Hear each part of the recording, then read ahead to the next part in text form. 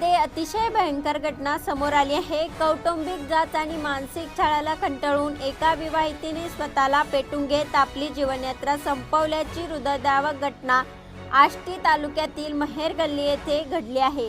रुक्मिणी प्रदीप भालेराव असे मृत महिलेचे नाव असून या प्रकरणी आष्टी पोलिसांनी पतीसह 5 नातेवाईकांविरुद्ध जीव देण्यास प्रवृत्त केल्याचा गुन्हा दाखल केला आहे। मृत रुक्मिणी यांचे पती प्रदीप भालेराव हे नेकपूर येथील एका मूकबधीर शाळेत शिक्षक म्हणून कार्यरत आहेत। घटनेच्या काही दिवस आधी प्रदीप यांनी पत्नीला कोणतीही कल्पना न देता बँकेतून मोठे कर्ज काढले होते। ही कर्जाची रक्कम त्यांनी स्वतःच्या बहिणीला स्वातीला जमीन खरेदी करण्यासाठी दिली होती।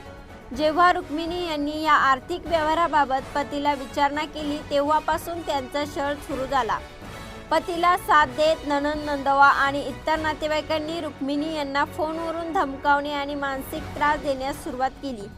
सासरच्या सततच्या जाचाला कंटाळून रुक्मिणी यांनी 14 ऑक्टोबर 2025 रोजी दुपारी आपल्या राहत्या घरी स्वतःला पेटवून घेतले।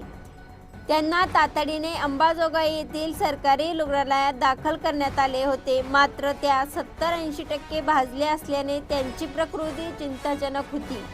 अखेर 21 ऑक्टोबर 2025 रोजी रात्री उपचार सुरू असताना त्यांचा मृत्यू झाला।